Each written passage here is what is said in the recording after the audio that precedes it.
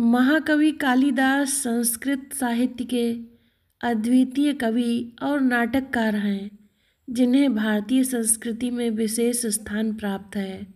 उनकी कविताओं और नाटकों में मानवीय संवेदनाएं, प्रकृति का सौंदर्य और भारतीय संस्कृति की गहरी समझ झलकती है। कालिदास का जन्म कहाँ हुआ और उनके प्रारंभिक जीवन की जानकारी स्पष्ट नहीं है, लेकिन उनके कार्यों से जीवन के विभिन्न पहलुओं का अंदाजा मिलता है।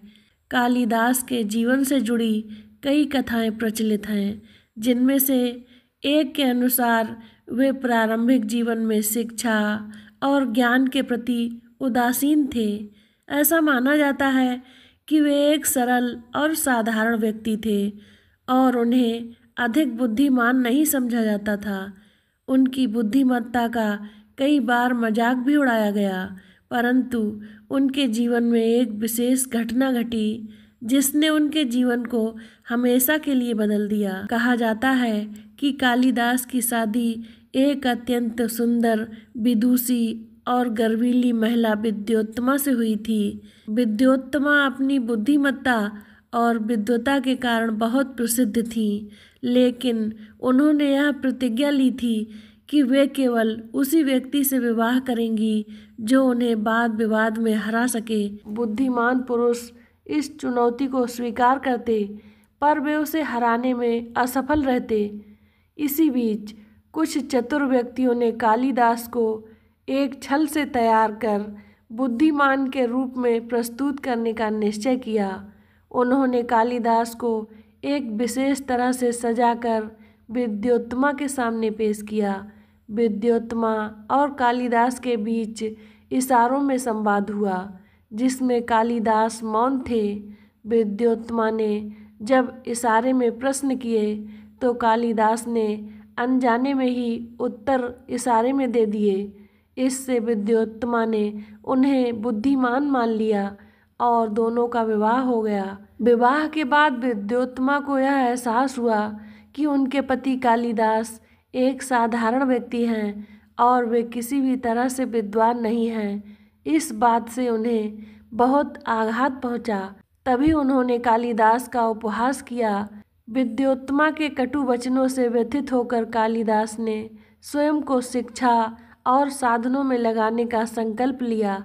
कहते हैं कि कालिदास ने देवी काली की घोर तपस्या की और उनकी कृपा से उन्हें असाधारण बुद्धि और ज्ञान की प्राप्ति हुई। देवी की कृपा से वे अद्वितीय विद्वान और महाकवि बन गए। उनके जीवन का यह मोड़ ही उन्हें एक साधारण व्यक्ति से महाकवि कालिदास बना गया।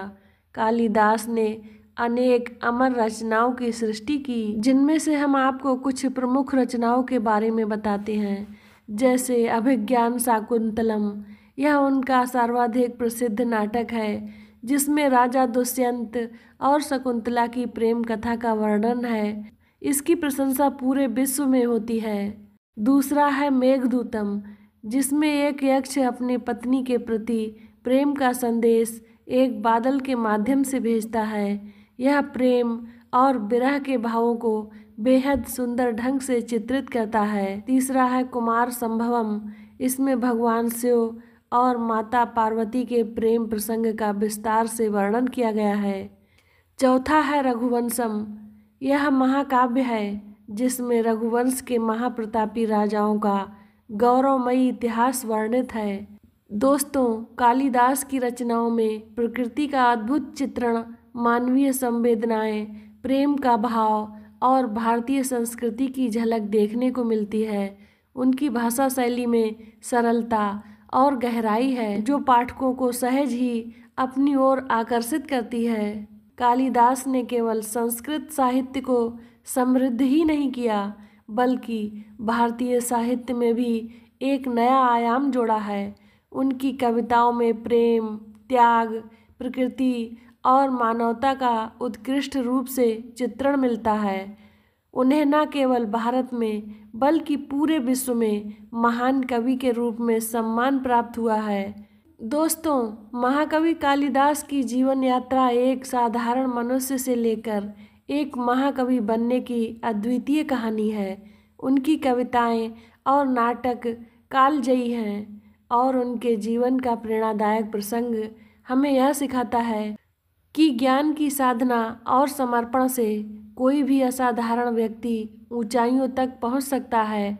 कालिदास आज भी भारतीय साहित्य का गौरव हैं और उनकी रचनाएं अनंत काल तक आदर्श के रूप में बनी रहेंगी।